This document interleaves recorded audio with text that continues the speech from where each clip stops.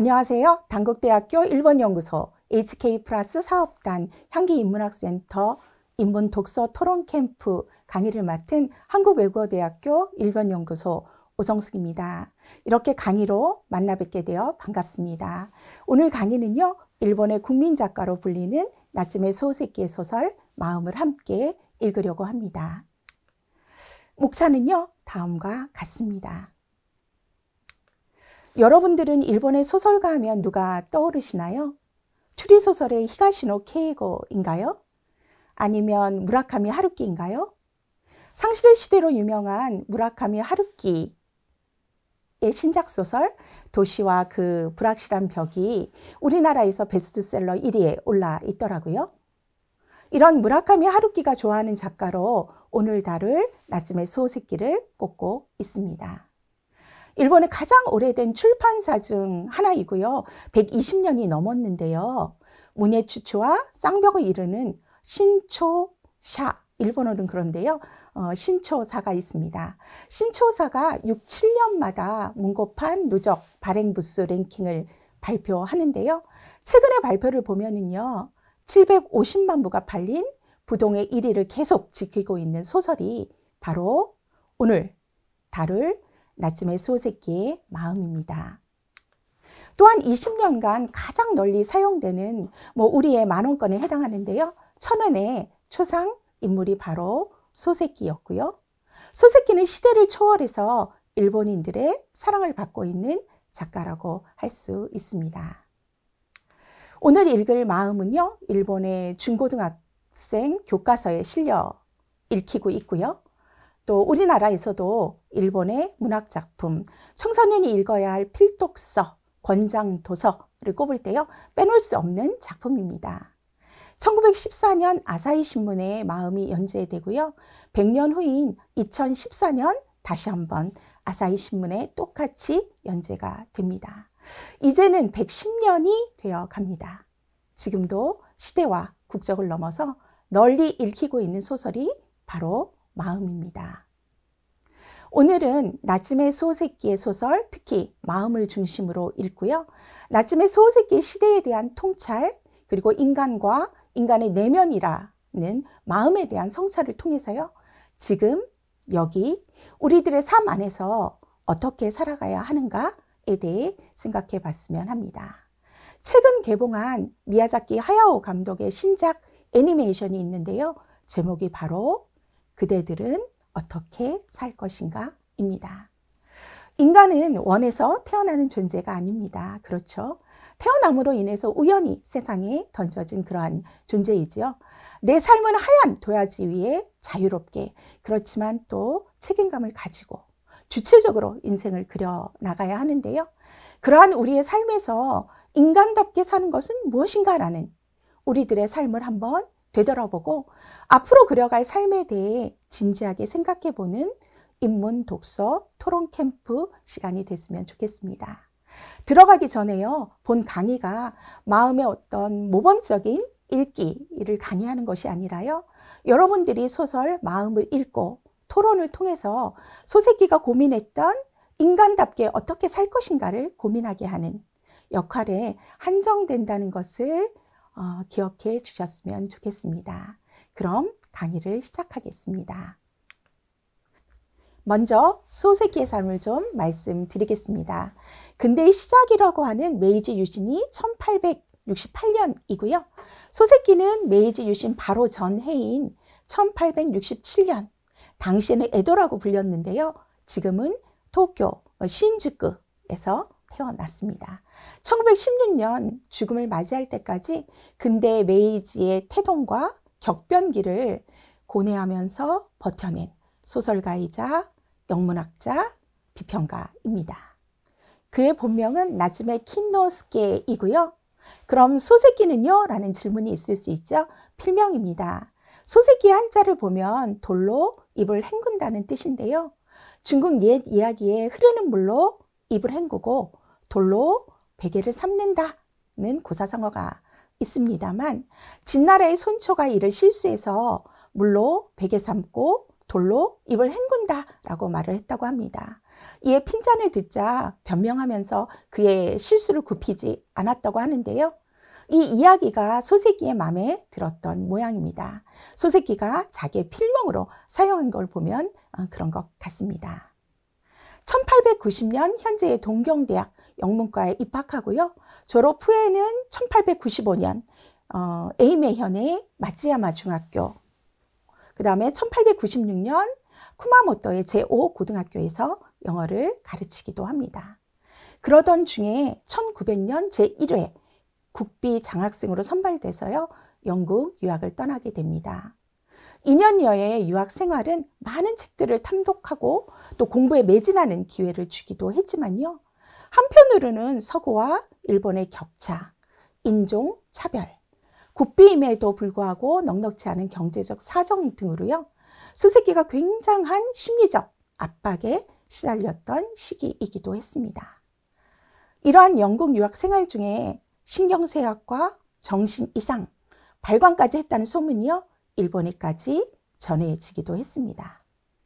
귀국 후 1903년 동경대학에서 영문학을 가르칩니다.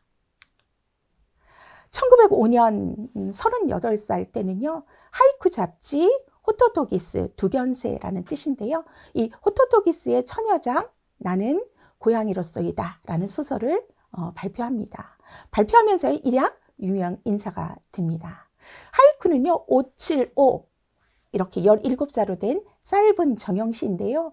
일본에 대해서 아시는 분들은 하이쿠를 좀 들어보셨을 텐데요. 하이쿠를 통해서 일본의 문화를 잘 이해할 수가 있습니다. 공부해보는 것도 좋을 것 같습니다.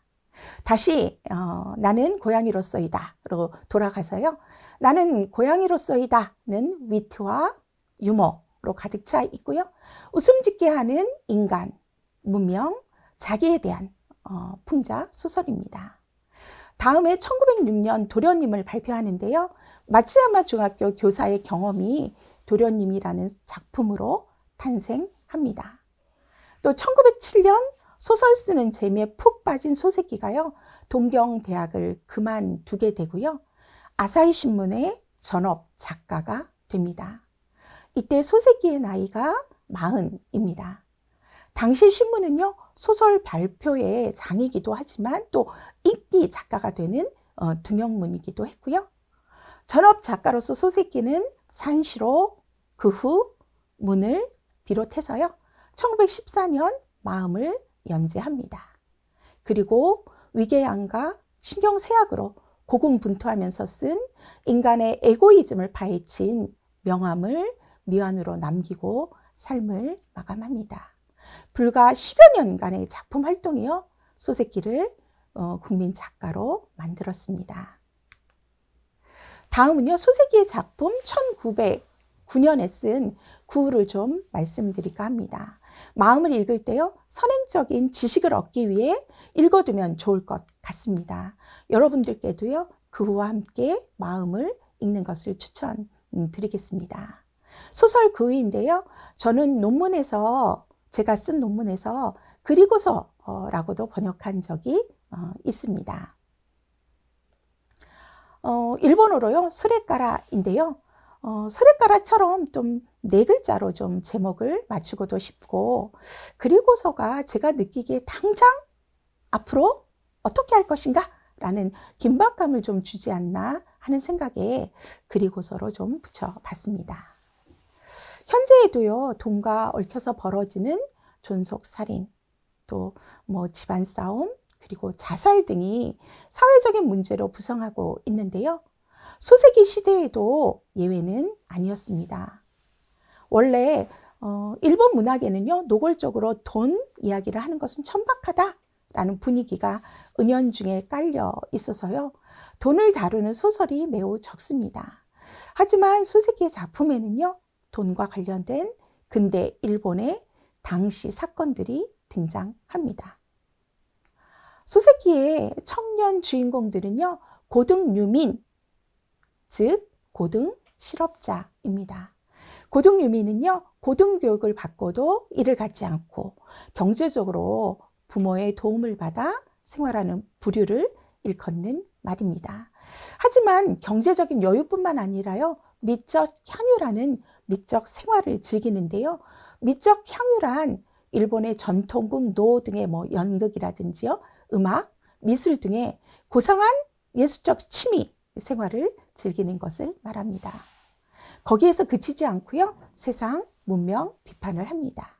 이러한 경제적 여유, 미적 향유, 문명 비판의 세 가지 조건을 갖춘 자발적 고등 실업자가 바로 고등 유민입니다.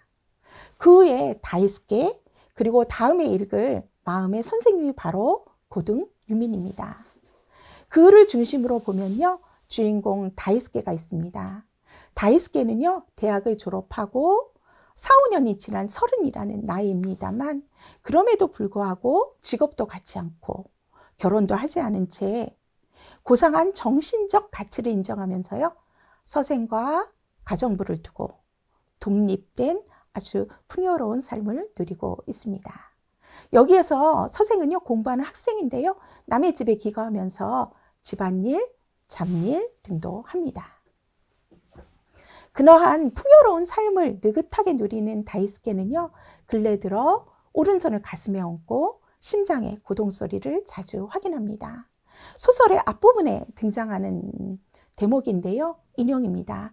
인용에서 보면은 심장의 고동소리를 확인하지 않고서는 살아있다고 확신할 수 없는 것이 요 근래 다이스케의 심적 상태입니다.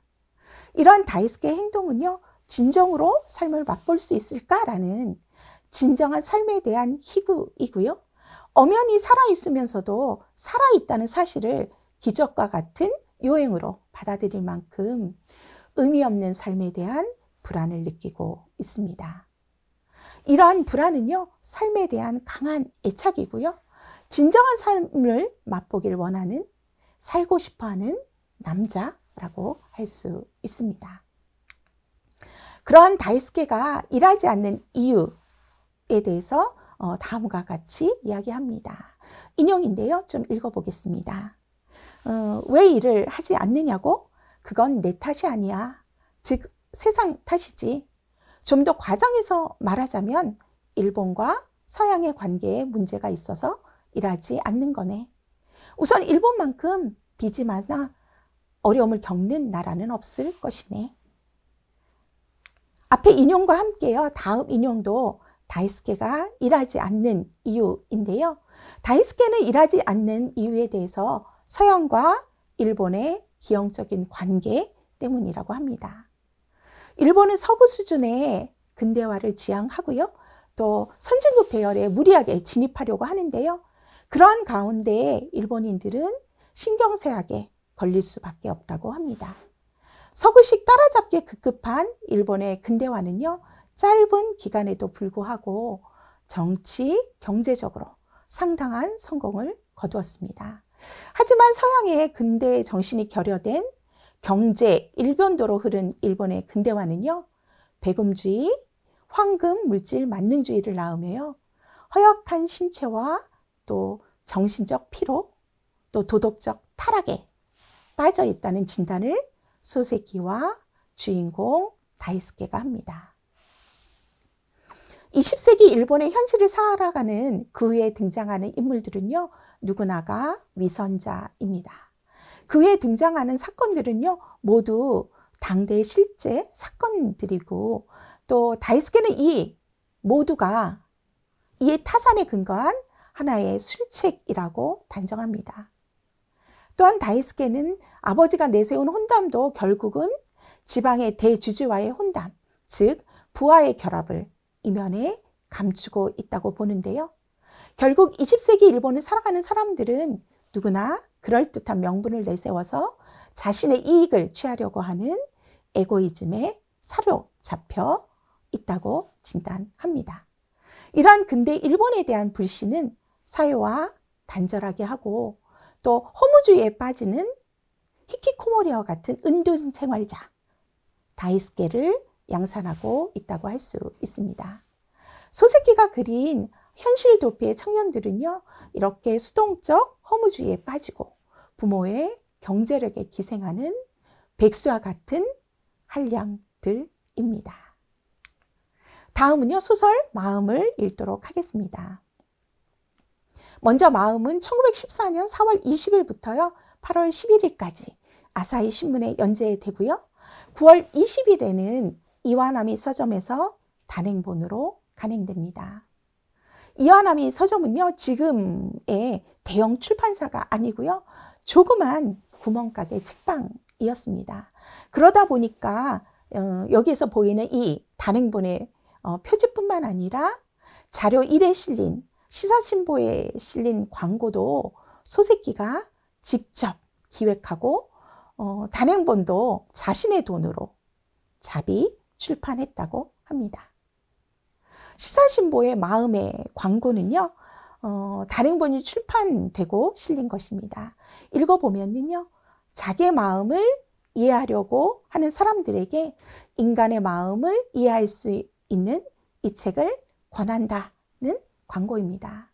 결국 인간의 마음을 연구하는 자는 이 소설을 읽으라는 것이죠. 여기에 보이는 신문 연재 소설은요, 100년 후 아사히 신문에 실린 것이고요. 소설의 첫 구절이 보입니다만 선생님의 유서로 시작하고 있습니다.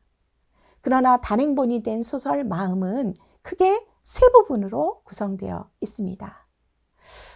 아무래도 단행본이 되면서 또 연재 소설보다 좀 길어지면서요, 이렇게 세 상 중 하에 구분이 생긴 것 같습니다. 그래서 상, 선생님과 나, 중, 부모님과 나, 하, 선생님과 유서입니다.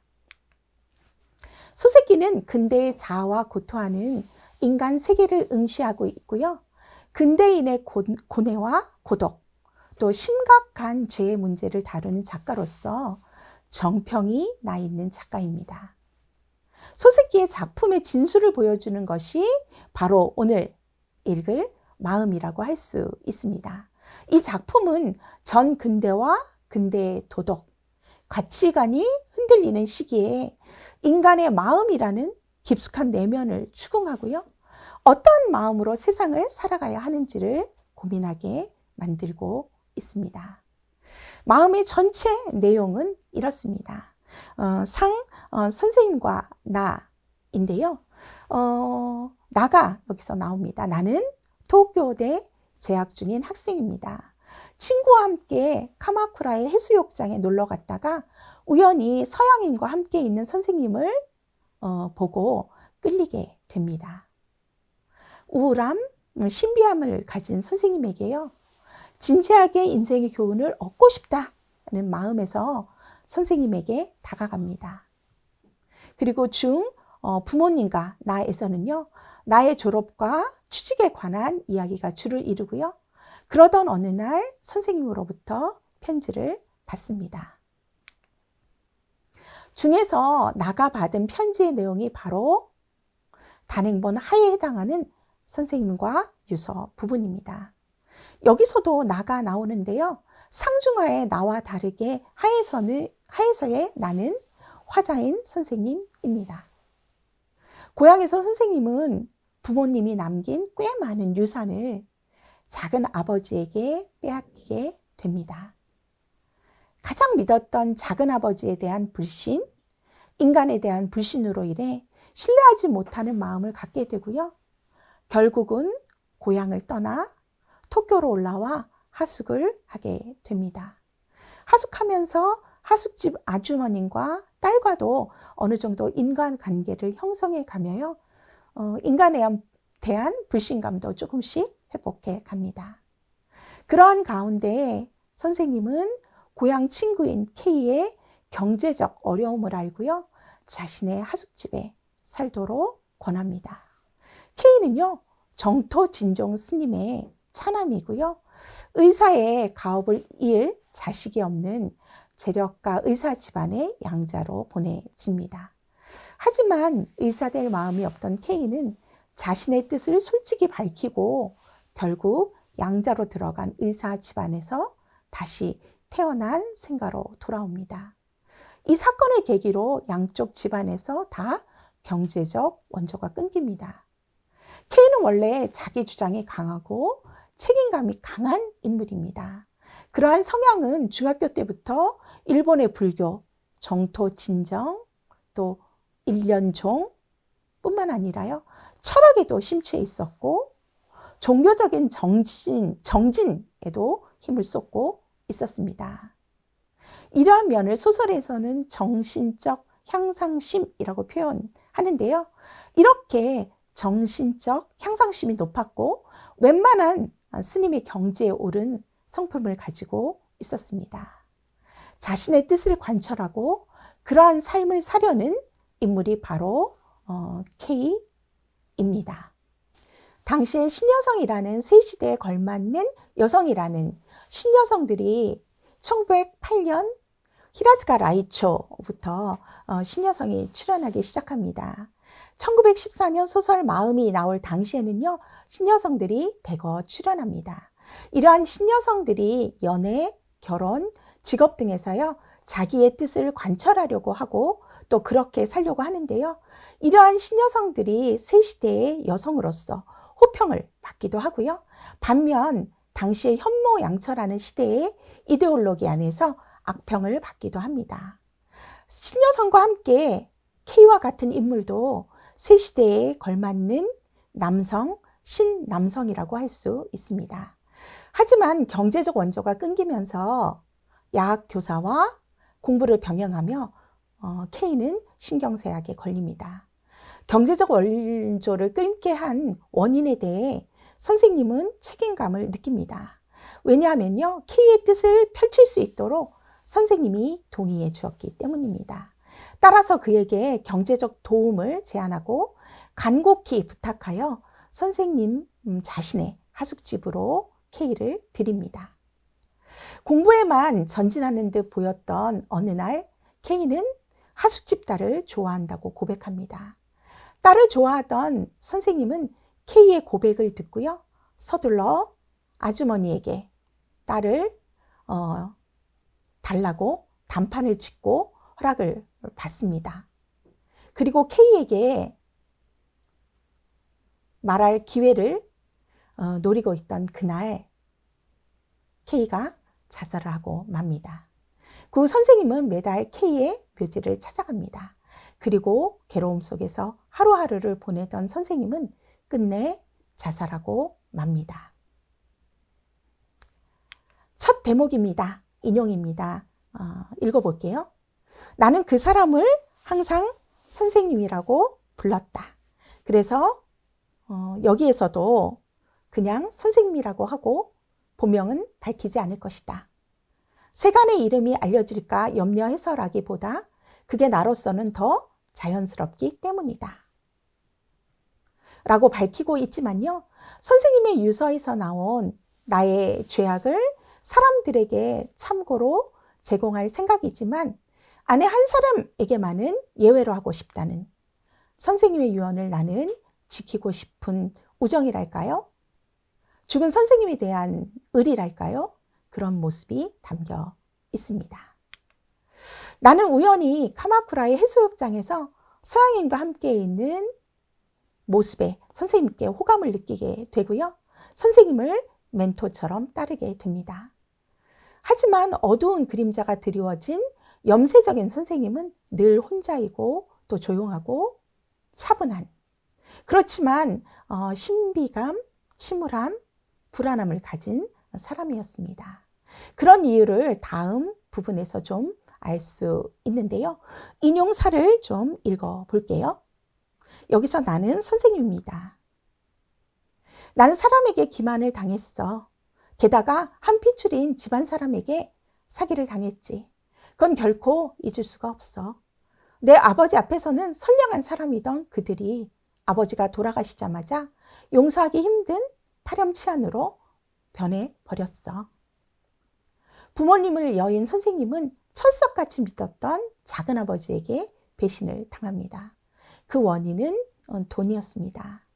작은아버지는 선생님 부모님이 남긴 꽤 많은 유산을 가로챘는데요. 작은아버지는 쓰러져가는 자기 사업을 구하기 위해서였고 자신의 딸을 선생님과 결혼시키려고도 했습니다. 선량한 사람이 어떤 경우에 악인으로 변하느냐고 나가 물었을 때요, 선생님은 한마디로 돈을 보면 어떤 성인 군자라도 금세 악인이 된다고 답합니다. 돈에 얽힌 에고이즘을 볼 수 있는 부분입니다. 그리고 여기에서 작은 아버지 딸과 혼담 이야기가 있었는데요. 일본에는 사촌부터 결혼을 허용하고 있습니다. 인간에 대한 불신으로 선생님은요, 소설에서의 나도 신뢰하지 못하는 모습을 보입니다. 인용 6입니다. 자네 정말로 진실한가? 선생님이 거듭 확인했다. 나는 과거에 겪은 일 때문에 남을 의심하게 됐어. 그래서 사실은 자네도 의심하고 있지. 하지만 어떻게든 자네만은 의심하고 싶지 않아. 나는 죽기 전에 단 한 사람이라도 좋으니 남을 신뢰하면서 죽고 싶어. 자네가 그 단 한 사람이 될 수 있을까? 되어 줄 텐가? 선생님은 믿고 싶은 마음이 간절했고요. 신뢰할 수 있는 마음을 갈망하고 있었다고 할 수 있습니다. 그리고 늘 죽음을 생각했던 선생님은 자신의 고백을 믿고 말할 수 있는 진실된 사람이 필요했습니다. 죽기 전 유서는 다른 사람에게 보내는 진실된 고백이자 사제였습니다. 여기에서 고백이라는 소설의 장치에 대해 조금 말씀드릴게요. 러일 전쟁까지 기존의 문학, 캔유샤라고 하는 문학 결사 단체가 주도한 문학이 있었는데요. 이 문학은 유럽화, 서양화에 대한 반동으로 등장했고요. 의리, 인정이라고 하는 전 근대의 에도시대 문학의 흐름을 잇고 있었습니다. 하지만 러일 전쟁 이후 이러한 문학이 쇠퇴하고 또 소설이란 무엇인가, 소설을 어떻게 쓸 것인가, 무엇을 쓸 것인가 등 작가들이 자기의 표현으로서의 문학을 모색하는 시기를 맞습니다. 이러한 시기에 서양의 루소 등의 영향으로 고백이라는 컨펙션이 일본에 수용되고요.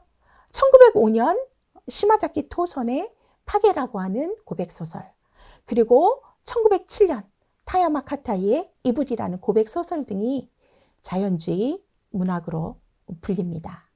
한편 소세키는 제자 모리타 소헤이에게 고백 문학을 써보길 권합니다. 당신은요, 고백 문학이 아니면 문학이 아니다 라고도 일컬어지는 시기였습니다. 이러한 흐름에서 일본 문학은 나의 고백이라고 할 수 있는 작가인 내가 등장하는 소설, 사소설로 옮겨갑니다. 사소설은요, 일본 문학의 특질이라고 할 수 있습니다. 고백이라는 장치는요, 자신의 은밀한 비밀스런 고백이라는 측면도 있지만요, 다른 한편으로는 현재에서 과거를 쓴다는 의미가 내포되어 있습니다. 이를 기억할 필요가 있습니다. 다음 인용은요, 마음에서 사랑은 죄악이다 라는 명구입니다. 선생님의 연애와 사랑과 관련된 인용 8을 좀 읽어 보겠습니다. 나는 그 사람에게 거의 신앙에 가까운 사랑을 품고 있었습니다.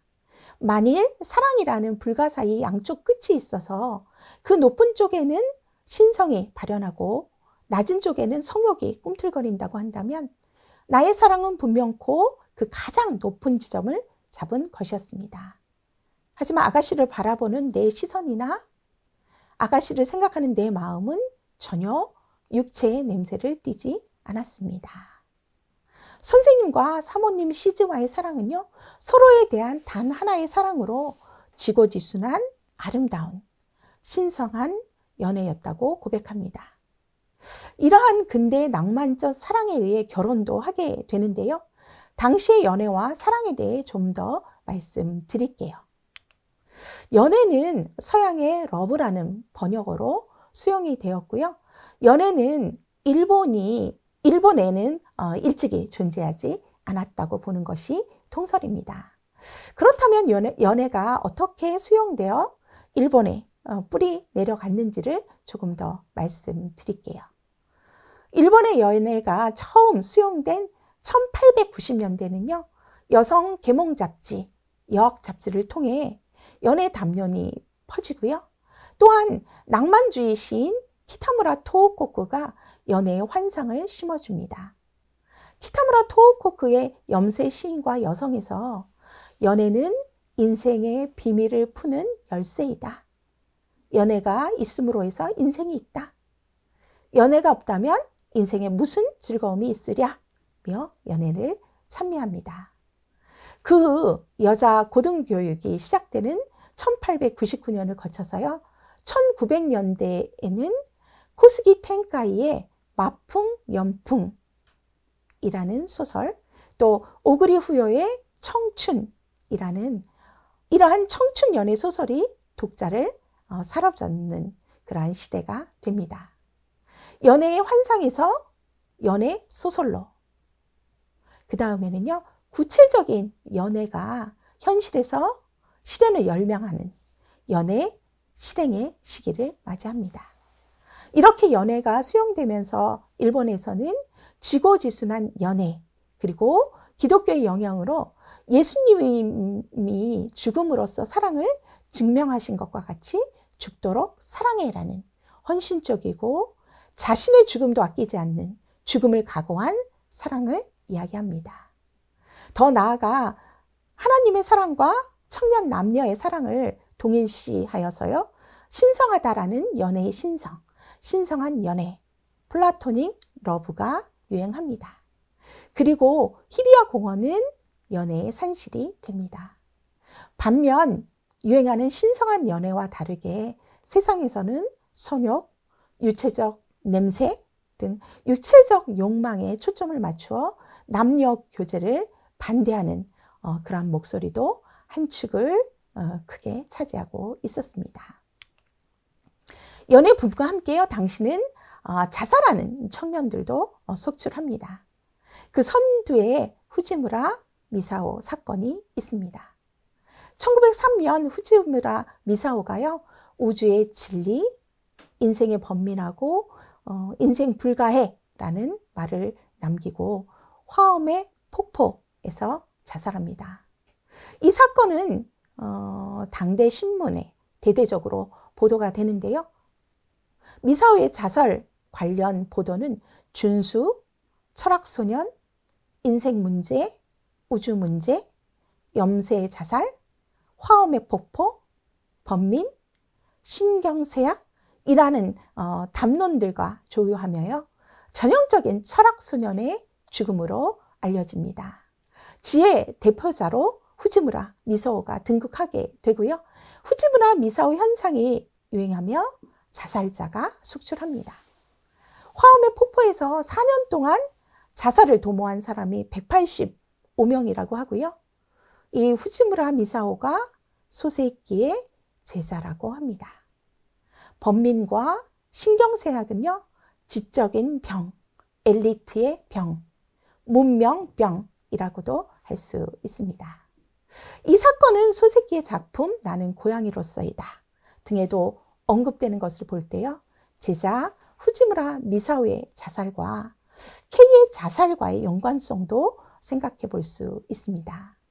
소세끼의 소설에는요. 시대, 인생, 삶에 대한 회의, 그리고 염세주의적 청년들의 사랑, 또 경제적 원조를 제공하는 집안과의 번민, 고뇌를 가진 고등유민이라고 하는 시대의 엘리트 청년들을 잘 대변하고 있음을 알 수 있습니다. 다음 인용은요. 아주머님을 통해서 선생님의 결혼 소식을 접한 친구 K의 반응입니다. 선생님과 담판 후 결혼을 승낙한 아주머니는요. 며칠 후 선생님과 딸의 결혼을 알립니다. 그러자 K는 그렇습니까? 라는 놀라움 속에서도 매우 차분하게 받아들였다고 합니다. 인용을 잃지는 않지만요. 인용과 같은 대화가 이어집니다. 한편 혼담의 담판으로부터 선생님은 나는 책략으로는 이겼지만 인간으로는 졌다는 생각으로 괴로워합니다. 나를 경멸하는 K를 상상하며 이 혼담을 밀고 나갈 것인가, 그만둘 것인가로 고민하던 그날 K는 경동맥을 끊어 자살을 하는데요. 유서에는 의지박약으로 앞날에 희망이 없어 자살한다는 내용과 마지막에 먹물로 덧붙인 좀 더 빨리 죽었어야 하는데 왜 여태까지 살아있었을까? 라는 유서를 남깁니다. 이 사건은 신문에도 대대적으로 보도되는데요. K가 부모 형제에게 의절을 당하는 바람에 염살적이 되어 자살했다는 보도. 다른 한편으로는 K가 정신 이상으로 자살했다는 보도입니다. 마음을 읽고요. K는 왜 자살을 했을까? 사랑을 이루지 못해서일까요? 아니면 선생님과의 관계에 대한 번민, 우정 때문일까요? 아니면 또 다른 원인이 있을까요? 소설 마음을 읽고 각자의 의견들을 나눠보는 것도 재밌을 것 같습니다. 다음 인용입니다. 친구 K의 자살에 선생님의 양심, 마음은요, 내가 죽었다고 얼른 실토해라 라며 깊은 죄의식과 죄책감에 시달립니다. 앞서 언급한 유서를 통한 고백은 실은 참의 사죄였습니다. 그 고백은 매달 찾아가는 무덤과 관련이 있었습니다. 그 무덤은 친구의 K의 무덤이었고요. K의 죽음은 선생님을 깊은 죄의식에 빠지게 만들었습니다. 앞서 언급한 그 유명한 사랑은 제약이라는 구절은요, 하숙집 딸과 선생님, K와의 삼각관계가 그 원인이었습니다. 먼저 선생님은 경제적으로 사정이 딱한 K를 자신의 하숙집으로 끌어들여 하숙비를 내는 등 경제적 호의를 베풉니다. 그러던 어느 날 중마고우였던 K로부터 하숙집 딸을 사랑하고 있다는 고백을 듣게 되고요. 하숙집 딸을 빼앗길 운명에 놓인 선생님에게 질투와 미움이 엄습해 옵니다.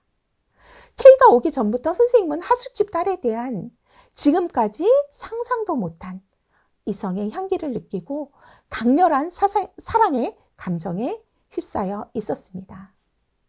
하지만 K의 고백을 듣고 고심 끝에 하숙집 아주머님에게 따님을 주십시오 라고 선수를 치게 되고요. 일종의 K에 대한 승리를 맛보기도 합니다. 하지만 친구의 갑작스런 죽음에 깊은 죄의식과 죄책감에 쌓입니다. 여기에는 K와의 사이에서 교활한 인간, 모순된 선생님이 있었습니다. 인용인데요. 읽어보겠습니다. 나 역시 그 작은 아버지와 똑같은 인간이라는 의식이 들면서 갑작스레 휘청거렸습니다. 혹은 교활한 인간이었습니다. 그리고 그것을 알고 있는 것은 오로지 하늘과 내 마음 뿐이었습니다. 선생님은 K의 죽음을 계기로 자신이 작은 아버지와 다를 바 없는 교활한 인간이라는 혐오감과 죄책감에 시달립니다. 다음 인용도 읽겠습니다. 가엾게도 선생님은 자신에게 다가오려는 이에게 그럴 만한 가치가 없는 사람이니 그러지 말라는 경고를 보낸 것이었다. 타인의 다정함에 응하지 않았던 선생님은 그 타인을 경멸했다기보다 우선 자신을 경멸했던 것이다. 친구 K의 죽음으로 인해 결벽에 가까운 윤리적, 도덕적 인간이었던 선생님은 가치 없는 자, 자신을 경멸하는 자로 고립된 고독한 인간이 되어 갔습니다. K의 사랑 고백 후 K를 비난하는 어리석음을 내보이는 선생님의 모습도 있었습니다. 좀 전에 마음의 내용을 소개하면서요, K에 대해 말씀을 드렸는데요. 학문, 철학, 종교적인 정진, 절제, 금욕 등 자기의 뜻을 관철하고 자기의 뜻대로 삶을 살려는 사람이 K였습니다. 이런 난제에 선생님은 회피하는 모습을 보이는데요. 그럴 때마다 K는 선생님에게 정신적으로 향상심이 없는 자는 바보라고 말합니다. 이번에는요, 선생님이 되레 정신적 향상심이 높은 K에게 겨우 사랑이라는 감정에 흔들리냐며 비판을 서슴지 않습니다. 사랑으로 흔들리는 K에게 정신적으로 향상심이 없는 자는 바보라는 말로 K가 선생님을 비판했던 그 말로 다시 K를 공격하기도 합니다. 그러나 K의 자살 이후 자신이 모순된 인간이라는 양심에서 오는 자기 경멸에 이르고요. 또 가치 없는 인간인 자신에게 다가오는 사람들에게, 아내에게까지도 냉담하게 대하게 됩니다. 이러한 자기 경멸에 빠진 선생님은요, 메이지 천황이 서거하고 이에 따라 순사한 노기 장군을 본받아서요, 메이지 정신에 순사하는 이름으로 선생님도 자살을 택하게 됩니다. 다음은 인용 14인데요. 천황이 죽었다는 소식을 접하고 선생님과 아내가 나눈 대화입니다. 무더위가 기승을 부리던 참에 메이지 천황이 붕어하셨습니다. 그 시대에 가장 큰 영향을 받은 우리가 앞으로도 살아남는 것은 분명 시대에 뒤처지는 것이라는 느낌이 강하게 가슴을 쳤습니다. 나는 분명하게 아내에게 그런 말을 했습니다. 아내는 그러면 순사라도 하면 되겠다고 나를 놀리더군요. 아내의 농담에 비로소 그 말을 떠올렸을 때 나는 그녀에게 만일 내가 순사한다면 메이지의 시대 정신에 순사할 작정이라고 대답했습니다. 여기서 선생님은 K로 인한 개인적인 죽음을 왜 메이지 정신에 순사한다는 그럴듯한 죽음으로 가정한 것일까요? 아니면 메이지 정신에 순사하는 심정으로 죽음을 택한 것일까요? 선생님의 죽음은 메이지 시대의 에고이즘을 끝내기 위한 순사였을까요? 어쩌면 자신의 모순된 인간, 그 인간의 에고이즘을 메이지 시대라는 시대와 함께 끝내고 싶었을지도 모릅니다. 따라서 메이지 정신의 순사와 선생님의 자살에 대해서도 생각해 볼 여지가 있습니다. 노기 장군이 세인한 전쟁의 깃발을 빼앗긴 이후에, 즉 패배했을 때 송구스러운 마음에 죽자 생각하면서도 살아왔다는 뜻의 그 글귀를 보고요. 선생님은 노기 장군의 35년의 고통의 세월을 떠올립니다. 선생님 자신도 제의식에서 죽자고 생각하면서 진작에 죽지 못한 노기 장군과 같은 고통, 더 나아가 K 유서에서와 같이 좀 더 빨리 죽었어야 하는데 왜 여태까지 살아 있었을까처럼 고립된 삶과 모순된 삶에서 자살이라는 죽음을 택했을지도 모릅니다. 마지막 부분을 좀 읽어보려고 합니다. 선생님의 유서 고백은 참회이자 속죄이고 이러한 참회와 속죄가 자살이었던 셈입니다. 끝까지 선생님은 K의 자살과 관련되어 아내에게 그 고백을 하지 않았는데요. 인용을 좀 보겠습니다. 나는 내 과거를 좋은 것이든 나쁜 것이든 모조리 사람들에게 참고로 제공할 생각입니다. 하지만 아내에게는 어떤 것도 알리고 싶지 않습니다. 내가 죽은 다음에도 아내가 살아있는 한은 귀하에게만 고백한 비밀로서 모든 것을 부디 가슴속에 묻어 두시기 바랍니다. 나에게 보낸 그 고백은 죽음을 앞두고도 벗어날 수 없는 살아있는 선생님의 마지막 에고이즘일까요? 아내에게는 비밀을 당부하고 아내가 살아있는 한 그저 당신의 가슴속에 고이 간직하기를 바라는 선생님은 유서에서 아내가 생각하는 그런 사람이 아니라는 지금까지의 믿음에 대한 실망감을 안겨주고 싶지 않은, 아내에게만은 밝히고 싶지 않은 고백이라고 합니다. 아내에게 더 살갑게 대하지 못하고 냉담했던 선생님이 있었습니다. 선생님은 자신의 진실된 마음도 아내에게 제대로 표현하지 못하고 자살에 이릅니다.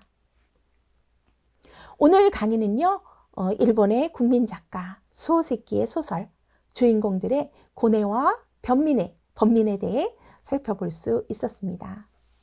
소세키가 추구했던 작품 세계는 근대 일본의 현실에서 인간의 존재 방식에 대한 고민으로부터 근원적인 불안을 감지해내고요. 이에 어떻게 살 것인가라는 삶의 존재 방식을 모색하는 것이었다고 할 수 있습니다. 이는 1907년 4월에 행한 문예의 철학적 기초에서도 확인할 수 있는데요. 여기에는 소세키가 작품 속에서 무엇을 추구하고 있었는지를 잘 보여주고 있습니다. 그는 창작 활동을 하는 문예가는 어떻게 생존하는 것이 가장 좋은 것인가의 문제를 다루는 것이고, 화가는 그림으로, 문필가는 글로써 해석한 답안을 제시하는 사람이라고 말합니다.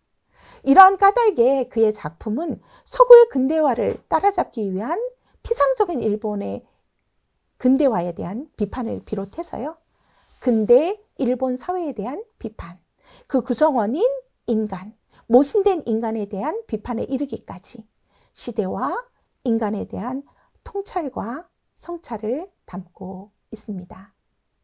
한국도 마찬가지로 급성장을 이룬 나라입니다. 급성장의 뒷면에는 무한경쟁, 성공주의, 출세주의가 자리 잡고 있습니다. 그러한 사회적인 시스템에 순응한 우리 국민은요, 김기원 선생님이 지적한 고단함, 억울함, 불안함에서 헤어나오기 힘든 지경에 처해 있습니다. 시시각각 급변하는 사회에 적응하지 않으면 안 된다. 그러면 도태된다. 라는 어떤 사회적인 시스템이 구축되어서요, 무한 경쟁 속에서 남을 밟고 살아남기에 급급한 그러한 상황들을 만들어내고 있습니다. 소세키의 시대의 문제들이 변형되어 현재에도 그 위력을 발휘하고 있습니다. 인간이란 저마다 힘겨운 삶의 무게를 희망에 기대어 살아가는 존재라고 한다면, 소세키는 힘겨운 인생의 희망 대신 체념을 안고 살아가는 비극의 주인공의 고뇌를 그렸습니다. 그러면서 진지하게 어떻게 살아야 하는가의 문제에 봉착해서 그 고민을 표출해내고 있습니다. 그렇다고 고등유민과 같이 부모님의 경제력에 기대어 세상, 사회와 동떨어진 삶을 살 수 있을까요? 그렇지는 않습니다. 또한 선량한 인간이 여차할 때 누구든 악인으로 변할 수 있다는, 소설 속에서는 성인 군자도 돈을 보면 악인이 된다는 구절, 그리고 또 윤리적 인간이 사랑에 눈이 멀면 악인이 될 수 있다는 구절도 있습니다. 현재 우리들의 삶에서 돈에 대한 욕망, 또 사랑에 대한 욕망이 인간을 얼마든지 악인으로 변하게 하고 또 인간다운 삶을 파괴할 수 있다는 것을 실감합니다. 오늘 읽은 소세키의 마음은 읽고 생각할 수 있는, 토론할 수 있는 여지가 충분한 작품입니다. 유명한 문해평론가 아라 마사히토는요, 이해하기 어려운 부분, 불투명한 난해성을 가진 작품이라고 마음을 평하고 있습니다. 그만큼 다양한 생각을 펼칠 수 있는 그러한 열린 텍스트이고요, 생각하게 하고 고민하게 하는 텍스트라고 할 수 있습니다. 먼저 왜 소설 제목이 마음일까?에서부터 생각해 볼 필요가 있습니다. 인간이 가지는 진실된 마음, 신뢰할 수 있는 마음, 자신에게 정직한 마음, 그 마음에서 행동으로 이루어지는 삶, 이것이 바로 당시에 유행했던 개인주의와도 관련된 마음인지도 모릅니다. 더 나아가 K의 자살과 선생님의 자살, 또 현대사회의 자살과도 비교하면서 서로의 의견을 나눠보는 것도 좋을 것 같습니다. 선생님의 사랑에 대해서도 생각해 볼 점이 있습니다. 선생님의 사랑은요, 어쩌면 K의 고백을 통해 사랑을 깨닫게 되고 사랑의 이면이라는 질투심도 함께 생겨난 것은 아닐까요? 유서에서의 고백은 모든 과거의 삶을 회고하고 자신의 삶에 면죄부를 주기 위한 인간의 자기 합리화의 장치는 아닐까요? 소설 마음은 왜 고백이라는 유서를 통해서 말하고 있을까요? 등 다양한 물음이 가능합니다. 다음은 소설 그의 인용입니다. 소설 마음과 함께요, 우리의 삶을 생각할 때 한번 생각해 보면 좋을 구절입니다. 읽어보겠습니다. 인간이란 어떤 목적을 갖고 태어난 존재가 아니라고 생각했다. 그 반대로 인간은 태어난 후에야 비로소 어떤 목적을 갖게 된다. 처음부터 객관적으로 어떤 목적을 설정하고 그것을 인간에게 부여하는 것은 그 인간의 자유로운 활동을 태어나는 순간 이미 빼앗는 것이나 다름없다. 따라서 인간의 목적이란 태어난 본인이 스스로 만든 것이어야 한다. 그러나 어떤 사람도 그 목적을 마음대로 만들 수는 없다. 자기의 존재 목적은 자기 존재의 과정을 통해 이미 세상에 발표한 것과 마찬가지이기 때문이다. 이는 타인에 의해 효도라는 이름으로 가족에 의해 부여된 인간이 되는 것이 아니라 자신의 감정에 충실한 삶의 표방이라고 할 수 있습니다. 자기의 마음과 행위 일치를 추구하는 삶은 거짓 없는 자기 욕구에 부응하는 삶이기에 가장 도덕적인 것이라고도 볼 수 있습니다. 따라서 타인과 국가를 위해 사는 삶은 인간의 개성과 자유를 빼앗는 전 근대적인 삶이라고 소설 그의 다이스케는 비판하고 있습니다. 제1한국인 2세이자 최초의 토교대 교수였던 강상중 선생님은요, 그의 책 고민하는 삶에서 소세계의 작품들이 보여주는 고민하는 것이 사는 것이며 고민하는 힘은 살아가는 힘이라고 말합니다. 우리도 어떻게 인간답게 살 것인가? 삶의 자리에서의 고민은 매 한 가지입니다.